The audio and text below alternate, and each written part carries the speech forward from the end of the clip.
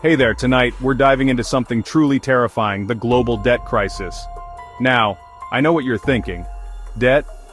That's about as exciting as watching paint dry, but trust me, this is one paint job you can't afford to ignore.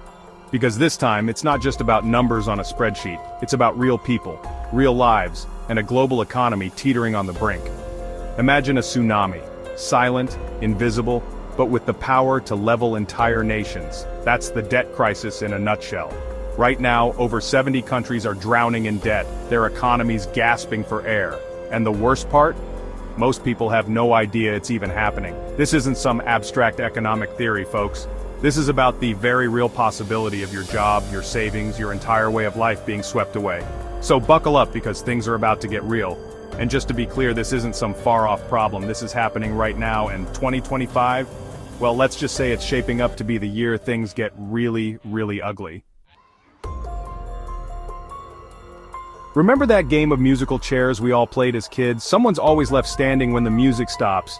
Well, in 2025, the music stops for the global economy. And let me tell you, there aren't enough chairs to go around. Why 2025? Because that's when the bill comes due. We're talking about a perfect storm of economic calamities, all converging at the worst possible moment. Think of it as the Avengers Endgame of financial crises, only instead of Thanos, we've got a mountain of debt, a surging dollar, and collapsing commodity prices. And trust me, this is one fight even the Avengers would struggle to win. Because this time, the enemy isn't some purple alien with a god complex, it's our own damn fault. We've been living beyond our means for decades, racking up debt like it's going out of style, and now the chickens are coming home to roost. So, yeah, 2025 is gonna be a bumpy ride, but hey, at least we'll have each other, right? Remember that feeling you get when you open your credit card statement after a particularly enthusiastic online shopping spree? Yeah, multiply that by like 1 million, and you'll start to understand the pressure cooker that is the global debt crisis. Here's the deal. In 2025, developing countries have to cough up over $100 billion in debt repayments. That's billion with a B. To put that in perspective, that's more than the entire GDP of some countries. Now you might be thinking, so what? They owe the money, they gotta pay it back. And normally you'd be right, but here's the thing. These countries are already struggling to keep their heads above water. They're like that friend who always forgets their wallet when the bill comes, except this time, they can't even afford the tip. So what happens when they can't pay? Well, that's when things get really interesting. And by interesting, I mean terrifying. Remember that scene in Jaws where the shark just keeps getting bigger and bigger? Yeah, that's the US dollar right now. Except instead of eating tourists, it's gobbling up entire economies. See, the dollar is the world's reserve currency. It's like the cool kid in school that everyone wants to be friends with. But here's the catch, when the dollar is strong, it makes it way more expensive for other countries to buy stuff, especially if they borrowed money in dollars, which many did. So, as the Federal Reserve hikes interest rates to fight inflation, the dollar goes on a rampage, making it even harder for those debt-ridden countries to make their payments. It's like trying to outrun a tsunami on a treadmill. You're working your butt off, but you're not getting anywhere. And the worst part? This isn't some freak accident. It's a feature, not a bug, of the global financial system. A system, I might add, that we designed. So congrats, America, we've created a monster.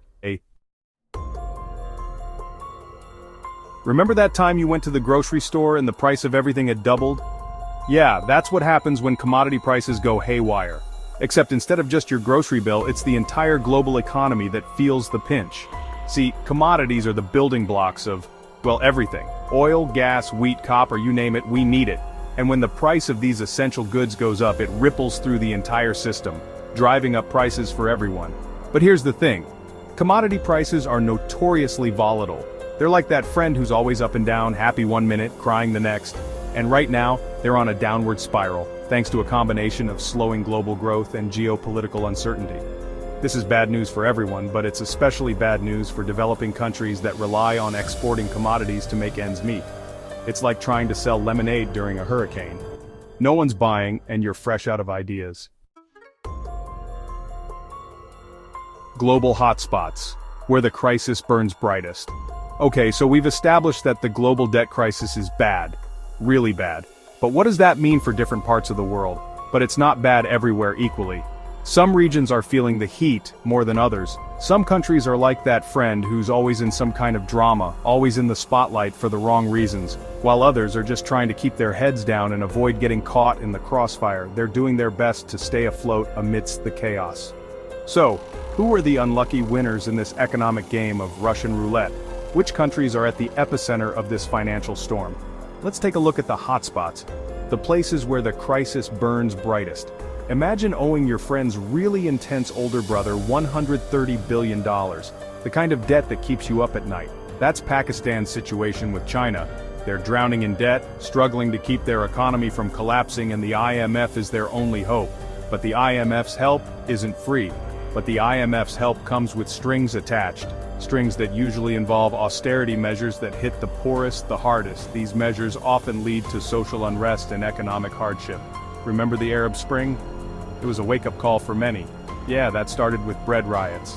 People took to the streets because they couldn't afford basic necessities, and guess what's happening in Egypt right now?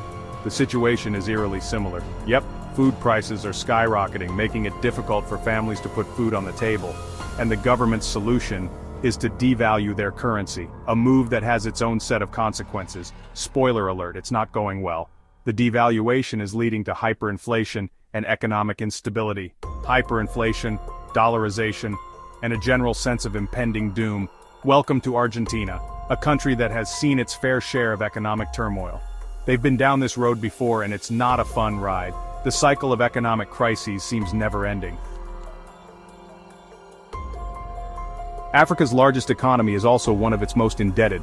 Nigeria is facing a severe economic crisis, and with a debt-to-GDP ratio that would make even the most hardened economists sweat, Nigeria is a ticking time bomb of social unrest. The pressure is mounting, and the situation is becoming increasingly volatile. These are just a few examples, folks. The global debt crisis is affecting countries in different ways, but the underlying issues are strikingly similar. The point is, the debt crisis is a global problem, and it's only a matter of time before it comes knocking on our door. We need to be prepared for the challenges ahead, and it's only a matter of time before it comes knocking on our door. The question is, are we ready to face it? From Pakistan to your portfolio, the domino effect. Okay, so we've talked about the debt crisis in the abstract, we've seen the numbers, the charts, and the headlines, but what does it all mean for you? But how does it actually affect you, the average Joe sitting at home watching this? How does a crisis halfway around the world end up impacting your daily life? Well, remember that game of Jenga we talked about earlier? Each block you pull out makes the tower a little less stable. The global economy is a lot like that. Every country is a block in that tower, and they're all connected in ways you might not even realize. Each block represents a country, and as those debt-ridden countries start to crumble, the whole tower becomes unstable. It's a delicate balance. Here's how the domino effect could play out. Remember 2008? The financial crisis that seemed to come out of nowhere but had been building up for years? Yeah, that could happen again. The signs are often there, but they're easy to miss until it's too late. Banks are interconnected, so when one goes down, it can trigger a chain reaction. It's like a row of dominoes falling one after another. When the economy tanks, businesses hurt. They struggle to stay afloat, and many don't make it. And when businesses hurt, people get laid off. Jobs disappear, and families are left scrambling to make ends meet. Remember that time your retirement savings vanished overnight? The market crash that wiped out years of hard-earned savings? Yeah, that could happen again too. It's a harsh reminder of how fragile our financial systems can be. Remember that weak dollar we talked about? The one that makes everything more expensive? Yeah, it cuts both ways. A weak dollar makes it more expensive to import goods, which means higher prices for everything. From groceries to gadgets, nothing is spared. A weak dollar makes it more expensive to import goods, which means higher prices for everything. And those higher prices hit your wallet directly. The point is, this isn't just about some far-off countries you've never heard of. It's about a global system where everything is connected. The debt crisis is a global problem, and it's only a matter of time before it hits home. The ripple effects are inevitable, and we all need to be prepared. Forget 2008, this is bigger. Now I know what you're thinking, Paul, you're freaking me out, this sounds a lot like 2008. And you're right, there are some similarities. But there's one key difference. This time, it's bigger. The 2008 financial crisis was like a house fire. Bad, sure, but contained. The 2025 debt crisis, that's a wildfire, baby. It's global, it's interconnected, and it's got the potential to burn down the entire system. In 2008, the problem was subprime mortgages in the United States. This time, it's sovereign debt and it's everywhere. We're talking about countries, not just individuals, defaulting on their debts. And when countries default, well, let's just say it's not pretty. So yeah, 2008 was bad, but 2025, this has the potential to be way, way worse. Don't panic, prepare how to safeguard your future. Okay, so I've scared you senseless. But don't worry, there's a lot you can do to protect yourself and your loved ones. But here's the good news. It's not too late to prepare. You can start today, right now, and make a significant difference. Just like a hurricane, the debt crisis is coming, but there are things you can do to weather the storm. Think of it as battening down the hatches before the storm hits.